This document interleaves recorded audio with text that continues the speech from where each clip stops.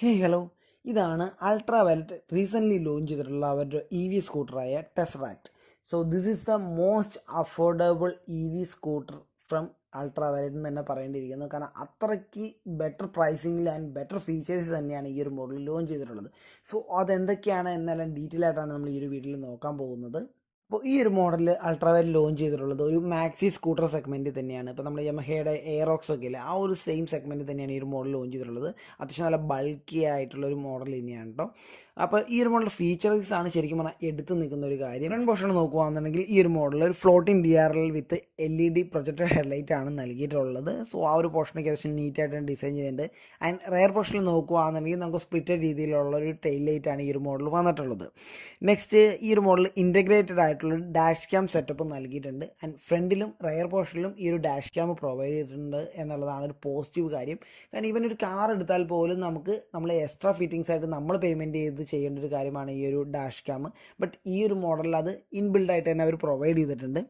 And മീറ്ററിൻ്റെ portion നോക്കുകയാണെങ്കിൽ 7 ഇഞ്ചിൻ്റെ ഒരു TFT ടച്ച് സ്ക്രീൻ ഡിസ്പ്ലേ ആണ് നൽകിയിട്ടുള്ളത്. വിത്ത് ഒത്തിരിയേറെ ഫീച്ചേഴ്സ് ഈ ഒരു മോഡലുണ്ട്. നമുക്ക് നാവിഗേഷനും അതുപോലെ തന്നെ കസ്റ്റമൈസ് ചെയ്യാൻ പറ്റുന്ന UA ആണ് പ്രൊവൈഡ് ചെയ്തിട്ടുള്ളത്.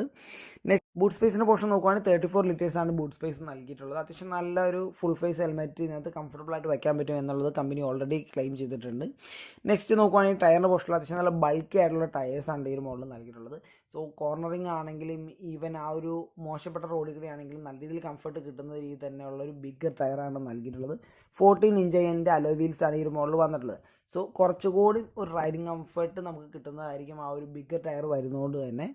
ആൻഡ് ഈ ഒരു മോഡൽ ബ്രേക്കിൻ്റെ പോർഷൻ നോക്കുകയാണെങ്കിൽ നമുക്ക് ഡ്യുവൽ ചാനൽ ABS ആണ് നൽകിയിട്ടുള്ളത്. സോ കൊടുക്കുന്ന റേറ്റിന് വർത്തായിട്ട് രീതിയിൽ ഡ്യുവൽ ചാനൽ ABSും ഈ ഒരു മോഡൽ പ്രൊവൈഡ് ചെയ്തിട്ടുണ്ട്. മിക്ക കമ്പനീസും ABS പോലും പ്രൊവൈഡ് ചെയ്യുന്നില്ല. ബട്ട് ഈ ഒരു മോഡലിൽ ഡ്യുവൽ ചാനൽ ABS തന്നെ പ്രൊവൈഡ് ചെയ്തിട്ടുണ്ട്.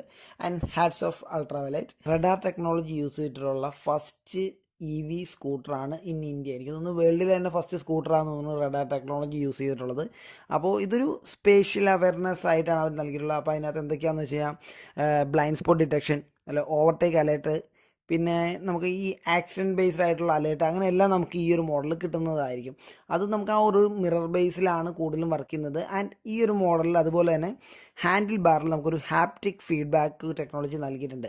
അതായത് ഈ ഒരു നമുക്ക് ആ ഒരു ബ്ലൈൻഡ് സ്പോട്ട് അതുപോലെ തന്നെ ഓവർടേക്കിംഗ് അലേർട്ട് എല്ലാം നമുക്ക് നൽകുന്നത് ആ ഒരു ഹാൻഡിൽ പോർഷനിൽ തന്നെയായിരിക്കും. ആ ഒരു വൈബ്രേഷൻ ബേസിൽ ഹാപ്റ്റിക് ഫീഡ്ബാക്ക് ആയിട്ടായിരിക്കും നമുക്ക് അലേർട്ട് കൂടുതലും കിട്ടുന്നത്. സോ അതുകൊണ്ട് തന്നെ റൈഡറിന് പെട്ടെന്ന് ഐഡൻറ്റിഫൈ ചെയ്യാൻ പറ്റുന്ന രീതിയിലാണ് ഫീച്ചർ നൽകിയിട്ടുള്ളത്.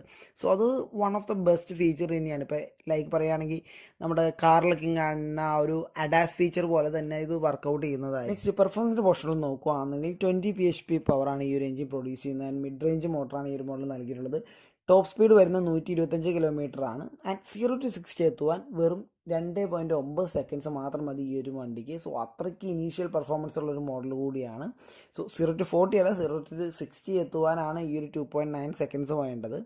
ആൻഡ് കിലോമീറ്റർ റേഞ്ച് നോക്കുവാണെങ്കിൽ 261 കിലോമീറ്റർ റേഞ്ചാണ് കമ്പനി ക്ലെയിം ചെയ്യുന്നത്. ബട്ട് ഒരു നോർമൽ യൂസേജിൽ ഒരു 170 ആ ഒരു 200 റേഞ്ചിലേക്ക് നമുക്ക് ഡീസൻ്റ് ആയിട്ടുള്ള ഒരു കിലോമീറ്റർ റേഞ്ച് ഈ ഒരു മോഡൽ കിട്ടുന്നതായിരിക്കും. നെക്സ്റ്റ്, ഈ ഒരു മോഡലിൻ്റെ വാറണ്ടി പോർഷനിൽ നോക്കുവാണെങ്കിൽ 3 years ആണ് സ്റ്റാൻഡേർഡ് ആയിട്ട് വാറണ്ടി വരുന്നത്. ഓർ 75,000 കിലോമീറ്റേഴ്സും ആണ് നമുക്ക് നൽകിയിട്ടുള്ളത്. ഇവൻ നമുക്ക് എക്സ്റ്റെൻഡഡ് വാറണ്ടി നമുക്ക് 8 years ഓർ 2 lakh കിലോമീറ്റർ വരെ നമുക്ക് എക്സ്റ്റെൻഡഡ് ആയിട്ട് എടുക്കാൻ പറ്റും. സോ അത് നല്ലൊരു ഓപ്ഷനാണ്. എക്സ്ട്രാ പേയ്മെൻറ്റ് ചെയ്യണമെന്നുള്ളൂ. ബട്ട് ഒരു EV മോട്ടോർ സൈക്കിളിനെ വെച്ച് നോക്കുമ്പോൾ എന്തുകൊണ്ടും ഒരു അഡീഷണൽ വാറണ്ടി എടുത്തു വയ്ക്കുന്നത് നല്ലതായിരിക്കും. കാരണം അത്രയേറെ അതിൻ്റെ ആ ഒരു ബാറ്ററിക്കൊക്കെ കോസ്റ്റ് വരുന്നുണ്ട്. ഓക്കെ, അപ്പോൾ ഇത്രയാണ് ഈ ഒരു മോഡലിൻ്റെ ഫീച്ചേഴ്സും ഡീറ്റെയിൽസും. ആൻഡ് ഫൈനലി എല്ലാവരും നോക്കിക്കൊണ്ടിരിക്കുന്നത് അതിൻ്റെ പ്രൈസ് തന്നെയാണ്. കാരണം അത്യാവശ്യം നല്ല പ്രീമിയം സെഗ്മെൻറ്റിൽ തന്നെ വരുന്ന ഒരു മോട്ടോർ സൈക്കിളാണ് അൾട്രാവയലറ്റിൻ്റെ എല്ലാ മോഡൽസും.